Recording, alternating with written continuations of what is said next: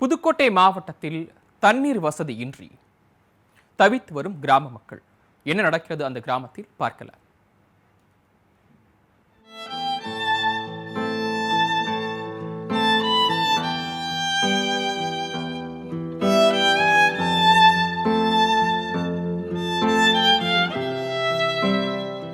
புதுக்கோட்டை மாவட்டம் விராலிமலை அருகே உள்ளது பேராம்பூர் என்ற கிராமம்.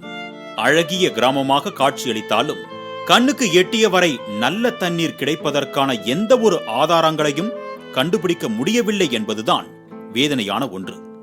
கடந்த 2.5 வருடங்களாகவே குடிப்பதற்கு காவிரி நீர் கிடைக்காமல் உப்பு தண்ணீரையே குடித்து வருகின்றனர் பேராம்பூர் பகுதி மக்கள்.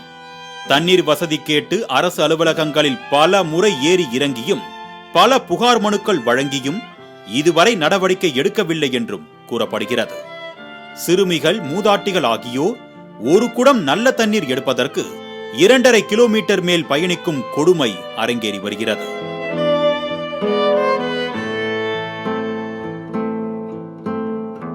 தண்ணீர் சேகரிப்பு குறித்து செய்தி சேகரிக்க சென்ற போது நமது மாலை முரசு நிருபரை பார்த்த பழனியாயி என்ற மூதாட்டி, நல்ல தண்ணீர் விடுங்க சாமி, நாங்க என்னையா பண்ணுவோம் என்று கண்ணீர் விட்டும் தலையில் அடித்தும் கதறியது காண்போர் நெஞ்சை உறைய செய்தது.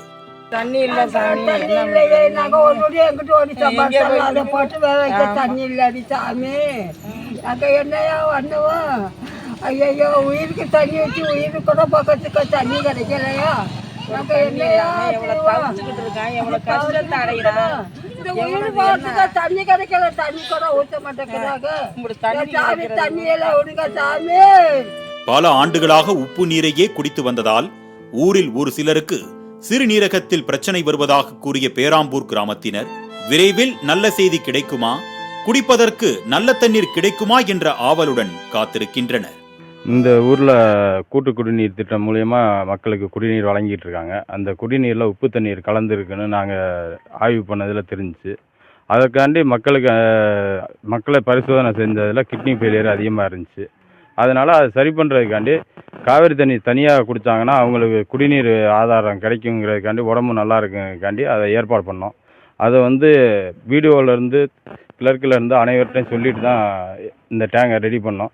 இது வரைக்கும் இணைப்பு கொடுக்கல. அதனால் அரசு அதிகாரிகள் தயவு செய்து இதுக்கு உரிய நடவடிக்கை எடுக்குமாறு கேட்டுக்கொள்கிறேன். மாலை முரசு செய்திகளுக்காக விராலிமலை செய்தியாளர் பசுபதி.